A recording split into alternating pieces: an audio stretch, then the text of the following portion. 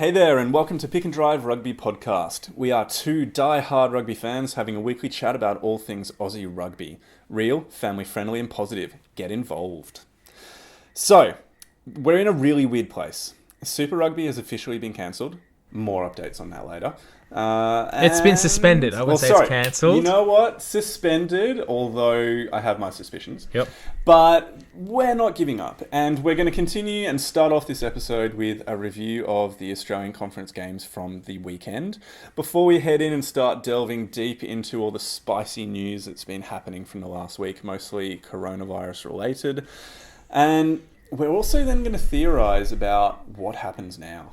What are the different options available to rugby? And this is going to be from a place of idealism, knowing that nobody can really actually No one really knows where we're going with this. But we'll just kind of daydream and brainstorm just for a bit of fun.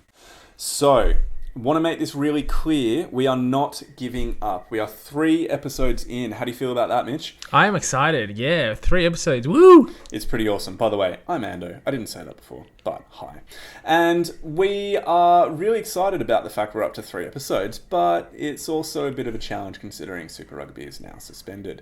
So we are not giving up. We are going to have future episodes about maybe the Wallabies, kind of getting some different opinions from different parts of the game. We have ideas for the next kind of 3 or 4 episodes moving forward. So don't worry, there's still going to be Pick and Drive Rugby coming into your sweet, sweet ears. So don't worry. Yeah, we'll be around for a few more weeks. Lots to talk about and lots of news to come out of it. Well, wonderful. Why don't we jump straight on into it then with our review of the Aussie games. Let's get into it. The first Australian Conference game of the weekend was played on Saturday afternoon. It was actually a double header. So the Sunwolves versus the Crusaders were playing at Suncorp Stadium with the Reds versus the Bulls playing afterwards. Now the Sunwolves came out 14 and the Crusaders won the day with 49, so a heavy victory. Now I've seen snippets of the game, but Mitch, you caught most of it. Yeah, I caught the second half. Throw it over to you then. All right, so first of our Aussie games for the week. Interesting in that it was a doubleheader. Mm-hmm. We saw this last week down in Wollongong, so it's been weird to kind of see the home games of the Sunwolves being played in Australia. I feel really sorry for them. Like they've been gallant, but at the same time, how do you expect them to perform well when they're basically in isolation in Australia? Yeah, that's true. But at the same time, there was a lot of support for them in this game. Yeah, okay.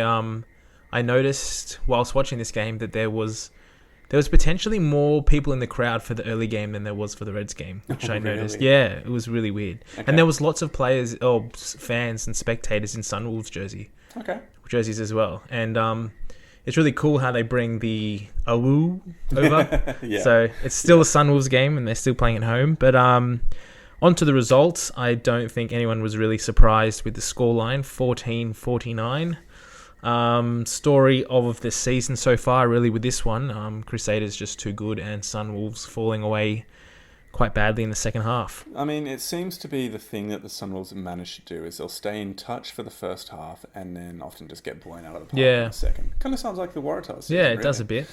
But let's not bring all things back to the Waratahs. Now, the Crusaders, they made something like 9 changes to their starting team. They did, yeah. This was a fairly inexperienced side as far as Crusaders team goes. It shows their confidence and how they kind of back the quality of the new players, but then the quality of their systems as well to kind of get them to victory. Yeah. There was a lot going through the team list before the game. There was a lot of players who I had never heard of before. Mm-hmm. But as you said, it's a testament to their system that they all came out and they performed really well. Yep. Except for... Yeah, that was what I was about to go for. Unfortunately, our old Waratahs hooker from a few years ago and then went down to Melbourne, Hugh Roach, has been signed by the Canterburyans, which was an interesting choice on their part. He's been playing in a Mitre 10, I think, got the call-up. Is that how we got there? I didn't see too much Mitre 10 rugby this week how we got there. I can't remember the specific team, but yeah. Yeah, last we saw him was down in Melbourne, and he's been signed up by them. So this was his debut for the Crusaders. Mm-hmm. He came on with about 20 minutes, 15 minutes left in the game. I think he was on the field for about 3 minutes, and he copped a red card. And what did he do? He elbowed a guy? Yeah, he lashed out. He lashed out, and he's copped... elbowed, I can't remember, the opposite prop in the back of the head. So Okay. just silly, basic Just stuff. silly. Like Yeah, it was unwarranted. It was off the ball. Yep. It hurt. So really. the Crusaders also got a yellow card during that time as well, and They did. had 10 for the last 10 minutes. They had 13 men on the field. Yeah. Then what happened? The Sunwolves still let in 2 tries. How ridiculous! I know. So the How ridiculous. last 10 minutes of the game, the Crusaders played with 13 men. Mm-hmm. And I think they probably had 80% of the possession in that 10 minutes, and they scored 2 tries. Wow. So it is what it is for the Sunwolves, I think. Why don't we just move away from that game for the moment? Yeah. Because really, there's not much to say about that specifically. That's right. But what we could have actually witnessed on the weekend is potentially the last game that the Sunwolves ever play. Because they are not going to be a part of the competition next year. The Japanese rugby has withdrawn their funding and support for the Sunwolves because the J League, or the top league, is largely made up of corporate teams that are based around also strong university connections too. And they just didn't really support the endeavour into Super Rugby. And so it really is a shame, unfortunately. It's a huge shame. Why do you think it's particularly... Well, I mean, expansion for rugby is what we're all about. And this was such an untapped market that the time zone is an hour or 2 behind us in Australia and New Zealand. We saw from the World Cup that how well the rugby public in Japan got behind the game. And they're getting good crowds as well. So it doesn't make sense, really, that the Japanese Rugby Union isn't putting any money into this team. Maybe we'll need to spend some more time researching and talking about that in the future, because part of the... I'm not sure if you've kept on top of the machinations around the Six Nations, but the idea that potentially South Africa might be moving into, or trying to muscle their way into the Six Nations competition. Now, it makes sense from a time zone point of view. The majority of their players play in European rugby competitions anyway. Then we need to kind of ask the question of, well, if South Africa goes up north and it becomes 7 nations or something like that, then what happens to the rugby championship and what happens to Super Rugby? Well, realistically, we're going to be looking at getting Japan involved in some type of international competition. Then why would we be kicking them out or letting them leave at this point when there is that future expansion into Japan, which is likely going to need to take place? So why don't we, now that realistically, the Sunwolves got pumped. We knew it was going to happen. It happened with a pretty inexperienced Crusaders team. I think it raises just a fair bit of sadness about the situation the Sunwolves find themselves in. You can't really blame them. If they'd been playing at home, they're a different team playing in front of their Japanese crowd. They have incredible support when they're playing at home. Yeah, they do. So why don't we move on there, and maybe we'll come back and touch on the plight of the Sunwolves, or the Moondoggies, as other people call them. The Moondogs. Okay, so let's finish that one there. So the second game of the round for the Australian Conference was played again in Brisbane on Saturday evening, where we saw the Reds hosted the Bulls. Now, this one was a game of 2 halves, really, with the Bulls running out to a pretty handy lead in the first 20 minutes, and then the Reds just taking it from there. Final score for this one was Reds 41 to the Bulls 17. One of the things I really noticed was, you know what, I was a bit scared watching the game. Because coming into it, the Reds had a season... They were one of the best attacking sides statistically in Super Rugby. And yet they'd won 1 game. That's right. But they've been close. Oh, yeah, but that doesn't give you points. I mean, they got some bonus points, but realistically, you want the win. Because, obviously, you get more points. That's it. And it was just really, really worrying sitting there, watching the game for 17 minutes, and they had a point a minute, the Bulls, in the first 17 minutes of the game. And you just looked like... I couldn't understand how the Reds were going to cope with the pace out wide. They were just getting carved up. Every time the Bulls went wide, they do this little pass out the back to the fullback, just running along at an angle, straighten up, sprint into the line, and then get a really nice offload away, and freaking Speckman would just... How good was Speckman in that first 15? Yeah. He's also just made the transition across to 15s from sevens, and he's doing really good things for them. He's rapid, but when he gets the ball, He doesn't do much aside from that. That's right. But I mean, look, really, anyone would want him in their team. He's an incredible striker. He's a great finisher Yeah. as well. And the speed that he's got off the mark, Yeah. he's incredible. And he also goes looking for the ball as well. In that first 15, 20 minutes, he was looking all over the place for that ball. A really fun stat from the first part of the game, if we just focus on the early section, is that in the 24th minute, the Reds had 24% of possession for the game. Yep. So that just shows you how much the Bulls dominated the early exchanges. Yeah. And in a way, the Reds did okay to hold on for the rest of the half. I mean, they actually came back really, really well and scored 2 tries to come back. So they're only down 14-17 at the break, which realistically is a wonderful turnaround. Yeah. What do you think changed for them? Any idea? They wanted this win, I think. Mm-hmm. They were hungry. So the intangible, they were hungry for it. Yeah, they were hungry for it. Yeah. They had a game plan to wear them out. Listening to Wright talk after the game, he was saying that their game plan was that they knew these guys, the Bulls, were going to be tired coming into after a long flight from South Africa. They knew they were going to be tired. So if they could hang with them for the first half, they knew that their fitness and to back their skills and their pace was going to get them over the line, which it really did. Do you remember that try-saving tackle that Wright pulled off on Speckman in about the 25th or something like that minute, where Speckman's basically one-on-one on a line with, was it Isaac Lucas? Yeah, I think so. Yeah, it was somebody. It was like, yeah, I'm pretty sure it was Isaac Lucas because I get them mixed up with Tate McDermott all the time, but he didn't start. And Lucas just kind of held him up, and then Wright comes across, ball and all tackle, and like spins Speckman to the ground about a metre away from the try line. Yeah. A massive captain's tackle, just that intangible quality, if they wanted it, was just evident right there. And that was, I think, a massive turning point. Because if the Bulls score there, it's 22 plus a conversion to come to nil. Yeah. And that is a huge moment where the Reds can basically say, hey, we stood up. And that was the moment from where the Reds seemed to kind of start getting more control over the game. Yeah, well, they're the moments that you see as a player where the game starts to slip away from you.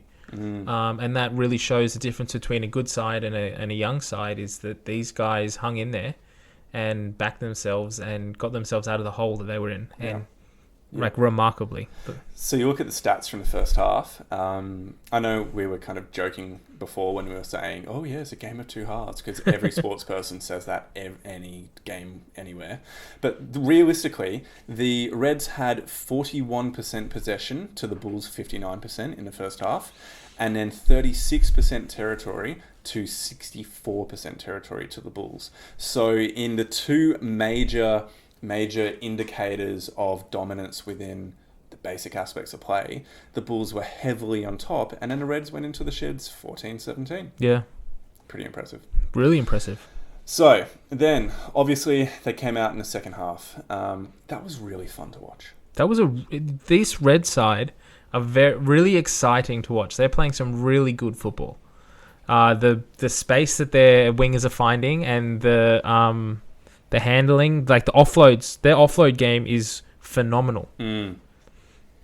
They when was that try? Was it the 39th minute? So right before the end of the 38 minutes I've got here. 38, yep. So basically it was nearly a full length of the field try across a few phases, where you just had an awesome breakout wide, and then that was quickly followed up by a swift recycle. Then with Wilson, the number 8, running onto it really hard, getting an offload to Hawkins, then getting an offload to... Spate? No, it wasn't Spate. Was it Malula, who then got an offload to Isaac Lucas? Yes. Yeah, it was number 9 Malula. Yeah. So it just went like 3 or 4 offloads in a row, following up some incredibly awesome play out wide with quick recycling, and the Bulls just couldn't cope with the pace, much like the Reds could in the early stages. But what the Bulls were doing was speed and pace and incisiveness out wide, whereas the Reds were just using forward dominance combined with a quality offloading game to really just get them through the Bulls. Yeah. And the Bulls were falling off tackles a lot. I think the speed of the game was really the determining factor for the Bulls, that just they weren't up for holding on, really. They just went to pieces. One of the things that really excited me about that game was the growing maturity that the Reds showed. Yeah. To be down 17-0 and to then come back and score 41 unanswered points.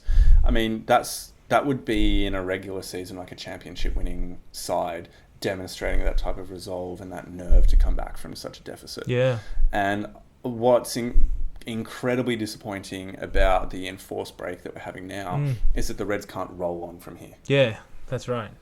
A team like the Reds now need to keep playing because they're just they're finding their form now. Yep.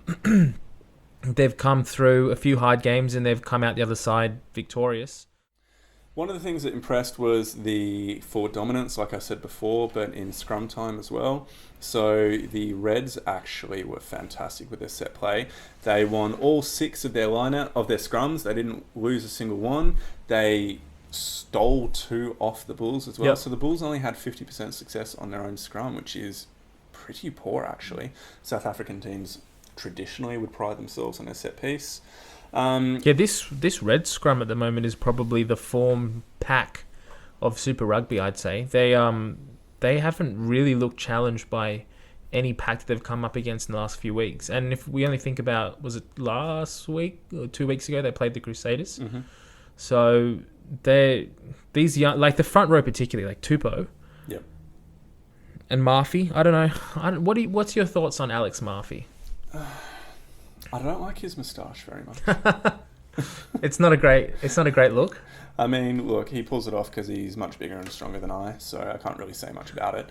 But I'm not too sure what to say about him. I don't really have any strong opinions because I guess he's not relatively new. He was playing for him last year. He sort of just blends in though. Like he doesn't stand out in a he Reds seems to do the pack. basics relatively well. Like you're not noticing him for bad reasons. No, that's true. But at the same time, when we got a Reds pack where everyone is excelling, like across the board, I think, and he's not standing out for me. But as you said, he's doing his basics right. Like he's getting that hook in, and he's throwing the ball relatively straight. So yeah, I mean the Reds only lost 1 line out on the weekends, so having basically what was it, like a 91% success rate for your line out's pretty good. Yeah. And I haven't watched back to see whether or not that was his fault for a poor throw or just a poor jump or an excellent intercept or something. So he's doing the basics well. I again was really impressed with Harry Wilson. He didn't have as strong a game as he did last week, but he still ran it strongly for that try that I mentioned in the 38th minute. He's doing some strong carries. Very good. He's getting, on average, minimum of 6 metres per carry, at least in a game on a weekend. So that's really impressive. I really like James O'Connor at 10. Yeah. I really like him because basically he straightens the line, takes the ball to the line and is willing to either take the tackle or he's playing it right in the face of the defence, which means that they're not able to commit as heavily because they're not exactly sure who the ball's going to go to. And the Reds are running with such intensity with the support and follow-up lines that really he's got multiple options. He's not obviously as good as someone like Quade Cooper was, but Cooper was a freak at that. Yeah. And you can't expect everybody to show that same level of ability. But another thing that I really like as well is that he's always moving when he gets the ball. Yeah. So he's go forward. Like he carries that line. He brings that back line up with him when he's getting the ball. So it's not stopped and they're not stagnant when they've got that ball, which just allows that extra punch into the defensive line. You see the word Lolosio as well for the Brumbies. He does a similar thing where he's always moving when he gets the ball. Yeah. And for the Waratahs, Harrison, when he's looking good, it's because he's doing that same thing. Yeah. I mean, we'll get to them later. But now, one other thing that I noticed in this game was particularly like the general field kicking wasn't great from the Reds. No, it wasn't. Mornay Stain came on in the 55th minute, and that guy is an absolute freak of a kicker. Yep. And he really he made the Reds look like the Reds kicking just look poor. Yeah. There was a number of times where they had penalties and they were kicking for the line. And in that instance, you need to be hitting that 5 meters, and they were probably 7-8 meters out. So they've just lost 3 meters. Mm-hmm. Whereas Stain would kick it from nearly halfway and nearly make that 5 meter line as well. Like he always found touch. He's 35. He is. Yeah. He's 35. What a freaking hero. Yeah. And he's still absolutely killing it. That is a really good point. I think we were whinging about the kicking last week. Yeah, we were. That was our weekly whinge topic. Yep. And I was really worried because it didn't start well. They brought Hegarty into the team as a specialist kicker on the wing. And that's the other thing I was thinking. Is Hegarty a winger? Well, no, he's a fullback. Yeah. He doesn't have the pace to wing, which is probably why we kept getting absolutely pumped And they out actually wide. scored all of their tries down his wing. Mm-hmm. Mm-hmm. And I think that's what happens when you move someone who is on the wing, so Chris Feo-Asatia. Yep. You move him into 13 to cover Paisami's injury, and then you move a fullback into wing, is that you don't actually have particularly good continuity out wide. You don't have that first up defence either. Correct, Yeah. and they don't have the combination to trust their inside man. On two of the tries that I watched, Hegarty doesn't leave the second... Like, he doesn't trust... Feo-Asatia the inside to take man. the man, so he jams in on the second man and leaves Speckman out wide, and then Speckman just gets the ball and freaking pumps it. And as a sevens player, you can't give him any space. So it's either quick hands to get the ball to Speckman, or a cutout pass across the face of Hegarty, who's cutting in, and then he's just got space and used it really, really well. So I think the Reds still need to be working on it, because whilst the kicking was improved, he missed the first one, got the second, missed the third, and then got a whole bunch more conversions because the Reds were dominating and got them in easier positions for the kicks. I think that's something that we said as well in the we were texting at the time. In the 50th minute, I said, I think the Reds need to start scoring a little bit closer to the goal lines here to make it a bit easier. And next minute, they score straight under the post. So well done. I think you need to make comments like that more often. Yeah, I think we need to... they were listening to us. Obviously. So that's why my wife says that I should keep yelling at the TV. Is that what she says? That's not what my wife says. Oh, okay. Well, let's move on. So any other final comments about the Reds-Bulls game? Just generally all across the board was a good performance by the Reds. They're building well. They should take a lot of confidence out of this win, because the Bulls have also done some good things in the last few weeks. So it's good to see them continue to build. Wonderful. Well, now I guess we can move on to the final game of the weekend. Hooray.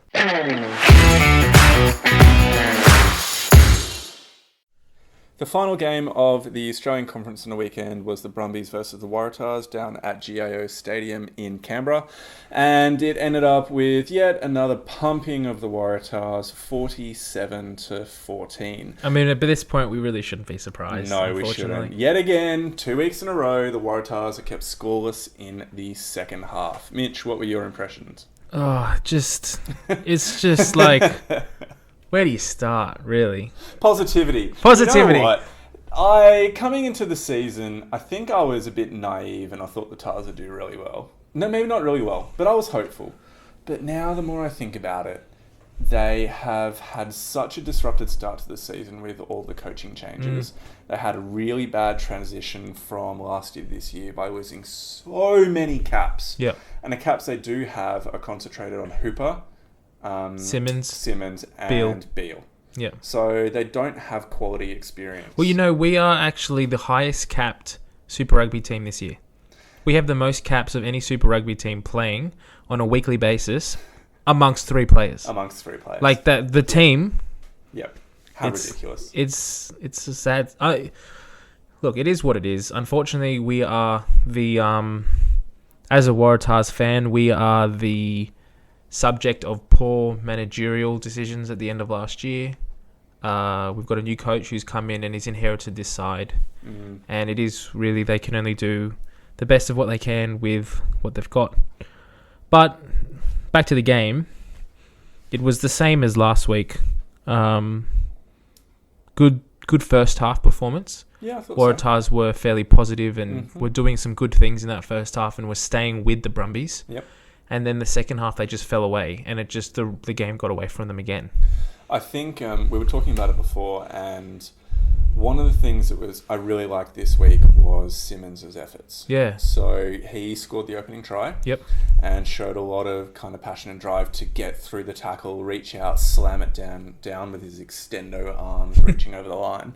Go gadget arms. Yeah, and after he scored that try, I tried to pay more attention to him. Yep. And just watch him a bit more to see what his involvements were. And the thing that I noticed, and maybe I just need to actually watch him deliberately more, particularly if I'm watching a replay, is he does a lot of work in the dark areas you don't really watch. That's right. So he'll do a lot of clean out, sort of securing the ball. His line out work is always strong. So I understand why he's been so long-lived and overlooked. Team. He does a lot of really simple things really well, and you just need that. You need a dependable lock who can. That's the other thing too. As a lock, that typically is a position that goes unanswered or unseen a lot of the time. If you look back through history, who kind of stands out as an amazing lock who's done crazy things? Johnny Eels. Apart from Johnny Eels. I like Justin Harrison because he used to always get really angry and start fights, and I'd hate to have him on the opposition team. Yeah. But I really like that he was an Australian player. Yeah, exactly. But you don't Dean Mum. Dean Mum, yeah. Dean Mum runs down the sidelines. Yeah, like they'll have good carries now and then, but their biggest impact is in the dark. You don't see it. It's at the bottom of rucks. It's around the pillar post. It's in the line outs. Like he does do a lot, and unfortunately, it's not a lot that gets shown. Yep. But I thought he did quite well this game. He was leading from the front. Well, I mean, we can talk up individual players as much as we want, but the reality is, again, the Waratahs got pumped. Yep. I think a lot of that comes down to the forward strength and dominance of the Brumbies. Yep. In general play, maybe not so much in set piece. The Waratahs actually did relatively well in the scrums. They held their own and really didn't get pushed off the ball. Yeah. But what we really did see was the maybe disorganisation of the Waratahs in defence and just not able to defend against the pace and speed of the Brumbies backline attack. I think the Waratahs don't look like a team that has the ability to adapt to game plans on the fly. So one thing that I noticed from this game consistently, that the Waratahs backline was way too flat. Like they were up in attack. On their ball, they were very flat. Yep. Which then meant that the Brumbies had a very fast rush defence. Yep. And 9 times out of 10, they were getting met at the gain line. Not even at the gain line. They were receiving the ball behind the gain line. Yep. And the first or second receiver was getting tackled backwards, and we were going backwards. And they didn't adapt to that. And on the other side of that, the Brumbies were running incredibly deep for a backline as well. Yeah, they were setting up and kind of doing what the the Bulls were doing at the start of the Reds-Bulls game, where they were setting up really deep, but then using that to get space to their pacey runners out wide. Yeah. And it seems like the Brumbies were happy to play it out the back behind the kind of forward screeners to kind of Alessio or Ire Simone coming out the back, and then to unleash particularly Cutter. He had a fantastic game early on before he got he's a good finisher in the middle of the second half. He's a good finisher. He's a really, really good finisher. So I just think the Brumbies overall, that they are the form team they're the most consistent team of the Australian Conference. They are. You could argue that the Reds have some things over them. I would, but you know what, really I would just love have to to look see? at the conference ladder. You just have to look at the points, look at the scoreboard, and tell me that the Reds are better than the Brumbies. I would love to see the Reds play the Brumbies next week. Yeah, how good would that And I think they were scheduled to play. I'm not sure too much what the schedule was, but I think I saw something. I haven't paid attention because of everything. Because of what's happened. But if the Reds played the Brumbies, I think the Brumbies, because it would have been in Brisbane as well. Yeah. I think the Reds could have won it. Yeah, okay. Well, unfortunately, we won't get to see that anymore. One of the things that happened in the second half was Beale and Carmichael Hunt both got injured within a couple of minutes of each other. So the Brumbies make a break, couple of offloads on the inside to Joe Powell, who's running a really nice support line, as most scrum halves do these days. Yep. Beale's coming across to try and chase him, and ping. goes the hammy. Yeah. And he pulled up immediately. Like he didn't try and make a tackle or anything. He just stopped. Yeah. He knew it was gone. Yeah. I mean, 148 games. So equal highest ever. Waratahs player. He may not get another game. Yeah. That may have been it. And so he gets to share the spoils with Benny Robinson, isn't it? Yep. Yep, which is pretty cool. And then Tatafu's on 3. He's still playing. He could come back. He could. Bring him back. We could see that. He's over at Leicester at the moment in Premiership. Yeah. So he's doing nothing at the moment because they're cancelled as well.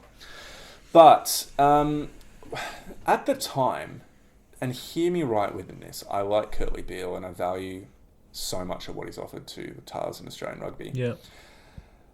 I was not that concerned about his injury because it meant in my mind that we could see Jack Maddox play his natural position at 15. And I was kind of happy about that because I don't think Maddox is doing particularly well as an out-and-out winger. No. He's not impressing me, but he's doing really well when he joins the line late in attack or when he's doing kick returns. Yeah. So much like Curly does as well. Yeah. But he's also a bit stronger on the high ball. Okay. In my generalised opinion, not backed up by any stats. So, I don't know. There was a part of me at the time that goes, that really sucks for Curtly. But at least we get to see Maddox at 15. But at the same time, I think what the Waratahs, and particularly this Waratahs team, is lacking is leadership. And I don't know if Beale's much of an on-field leader. But just having him there with the amount of caps that he's got and the amount of experience he has, as the backline is so young, having Beale there as that calming influence, it's got to help. Yep.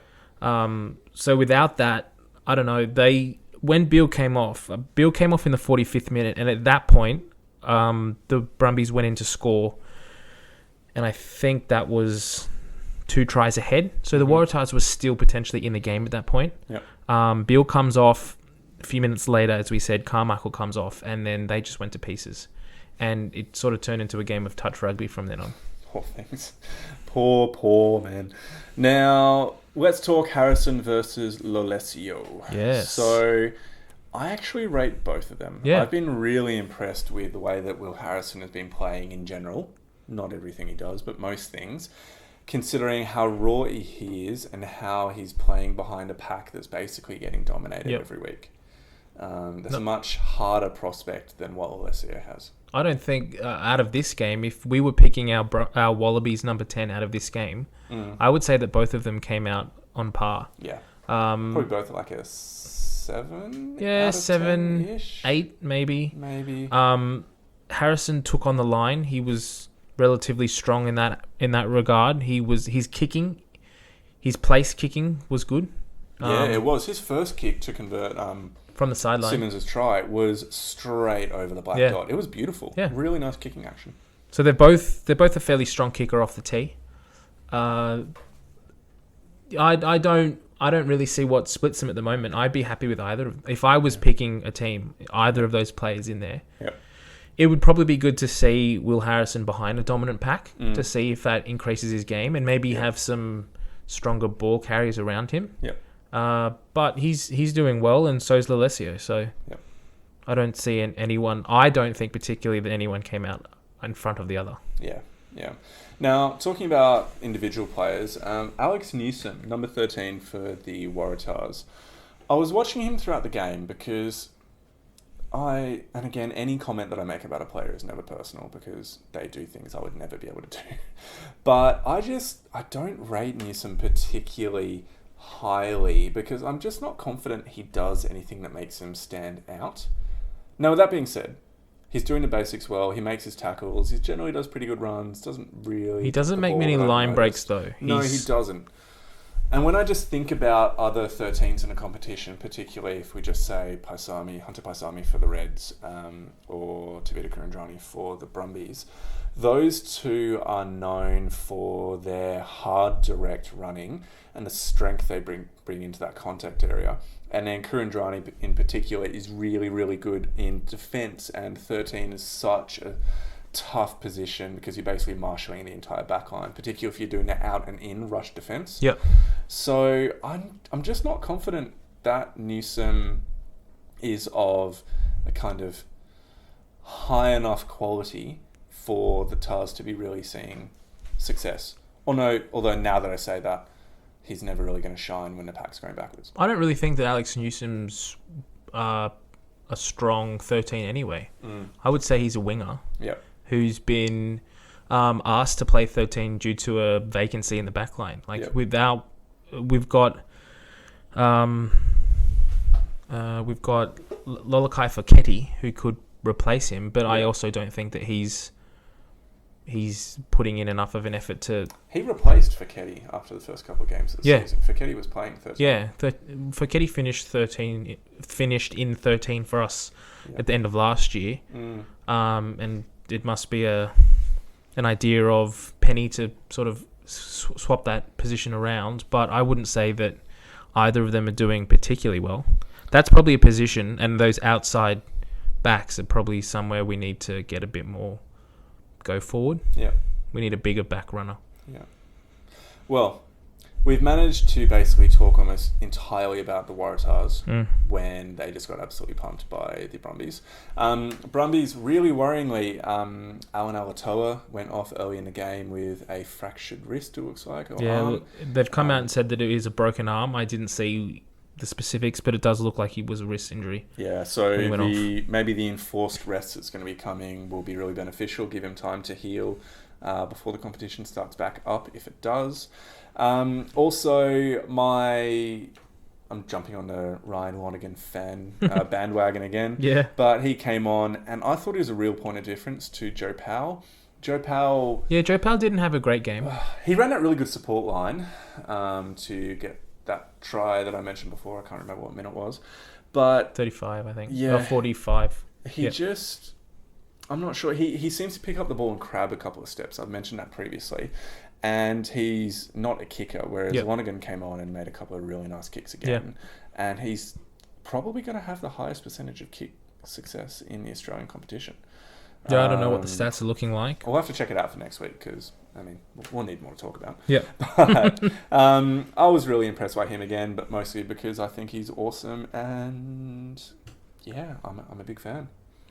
Yeah, I think the Brumbies overall, their open field playing was, again, pretty strong. They look like they were dominant in the loose. Their support plays, their lines were brilliant. They were making holes through the Waratahs back line. And they were composed, and they looked like they knew what they wanted to do. The last play of the game particularly. Oh, how good was that play? The Waratahs gave up. You reckon? Yeah, the Waratahs were expecting them to take that line out and kick it out. You could tell from the backs, the way that they were positioned. Or do like a crash ball from Kurandrani or something like that. They weren't expecting it to go wide, or as wide as it did. Yeah. And he ran through untouched to score. Yeah. So it was good. Unfortunately, we don't get to see the Brumbies roll on from here. Yep. But that's sort of the state of things at the moment. They deserve to be the conference leaders. They deserve to be. I think they were second on the ladder after they got the bonus point. They got a bonus point from this, so that puts them up into second, actually above the Crusaders as well. Yeah, which is awesome. Well done, Brumbies. You deserved it. It was hard to watch as a Waratahs fan, but they deserved every single point that they received. And let's move on. Yeah. So this segment is So What Happens Now? And it's basically where we theorise what could possibly be done to continue to get some of that much, much needed amber and nectar of the gods into our veins, which is rugby union. So, yes. Mitch, what are your thoughts on if in a few weeks coronavirus is still a thing, we can't do mass gatherings still, but there is the potential for maybe community sport or training to be Yeah. happening. How do you think Rugby Australia or SANZAAR maybe could be approaching rugby? Now, I think we need to stick out this 14-day period at the moment that's been put in place, the sort of quarantine with teams still travelling from overseas. So the Highlanders have just arrived back into New Zealand from Argentina, so they're entering now, so they've got 2-week quarantine. Sunwolves are still in Australia. Sunwolves, yeah, and we don't know how long they'll stay or when they'll go home. So I think we have to stick through this first 2 weeks of no Super Rugby. But then after that, I think it would be, I mean, this has been discussed online, but an interconference, we could potentially resume Super Rugby, but only playing interconference games. Yeah. Okay. So games based in Australia, based in New Zealand, or based in South Africa. Now, South Africa, as of today, hasn't announced any quarantine laws or any travel bans or anything. Okay. But the reality is that New Zealand and Australia both have those in place. So what you could actually do is, I mean, just expanding upon that, you could essentially do that interconference idea. So the teams are just playing each other within their own nationalities. And it's kind of lucky the Sunwolves are still on Australian soil at the moment. And then even you, after a set number of rounds, even if you wipe the slate clean, you start a mมcompetition again for each of the conferences. That's another option. And then the top team from each conference, because there are 3, how would that work? Maybe you get the top 2 teams from each conference go into like a little round robin against each other, and then play off in almost like a rugby league or like a final series, football final series. Yeah, not kind of first past the post, but do a final series. I mean, that's an option that would work if the travel restrictions were released. And of course, yeah, you got to have that. Yeah. So yeah, I've just gone from a domestic to an international thing, haven't we? But in saying that, there's no reason why we can't have just an Australian-based competition. Yeah. At the same time, Global Rapid Rugby has been halted as well. They fall under the banner of Rugby Australia, so that competition is available actually too. We could bring them in and bring them back to the Super Rugby Can mix. Can you imagine how salty how good all the would Western that Australian be? Fans would be. That would be brilliant to see the Waratahs play the Force or the Reds. Like it would be awesome. Yeah. So we could either start a new competition that's just Australian-based, including potentially the Sunwolves if they hang around. Maybe we could play a home and away fixture that's 10 weeks of that could work. Of competition there. So that could work, but that's in saying that that's only if they relax the laws that have been put in place, whereby gatherings of 500 people. Yep. I mean, they could also... That could work if they played behind closed doors as well. Okay, what other ideas? That's one. Interconference games. What else? Well, if Super Rugby continues to stay cancelled, as of the news that came out today, Club Rugby has also been cancelled. Yeah. If that was to sort of relax and go ahead, Super Rugby, Club Rugby started up again. It would be great to see the Super Rugby players back in clubland. How good would that be? How good would it be to see Michael Hooper running around for Manly? That would be pretty great. That would be awesome. And then we could potentially have a longer season of that. And then play kind of like a final series. Who pays his wage? So New South Wales. Hooper's running out for Manly. Yep. Do the Waratahs keep paying his wage? Yeah, they'd have to. Well, he's already on. He's on the Rugby Australia contract. Yeah, but he's still getting paid by the Tars, and Rugby Australia's a top up on top of that. I don't know. Well, shoot shield players technically aren't supposed to be paid. Really? Yeah. Actually, that's a really good point. They're amateur, of course. Yeah. Supposedly. That was a rule that came in about 3 or 4 years ago, where they scrapped any incentives for players. Yep. So it was all even playing fields. Yeah. Okay. Well, okay. So that's an option as well. Then realistically, do we call off Super Rugby altogether? I'm actually feeling like that's a direction that is we're probably going to be heading. Yeah. The Super Rugby for the season is more than likely going to get called off. I don't want it to be that, but it may well go down that path. Yep. And then lastly is the potential of just holding 3 or 4 weeks' time, see what happens, and then resume.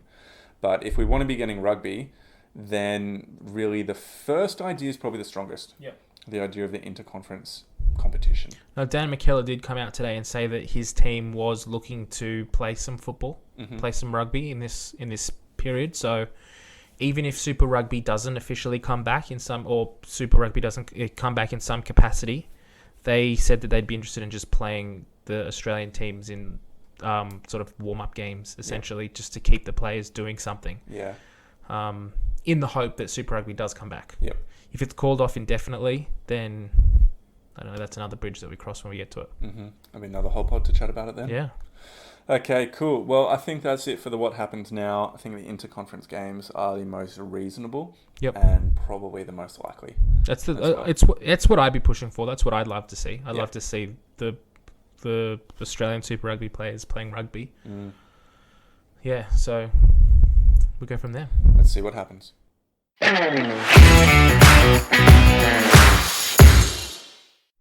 Well, thank you for listening to another week of the Pick and Drive Rugby podcast. It was great to have you with us. We'll catch you next week, where we'll be talking about our Wallabies team, or match day 23, from what we've seen so far in the Super Rugby competition.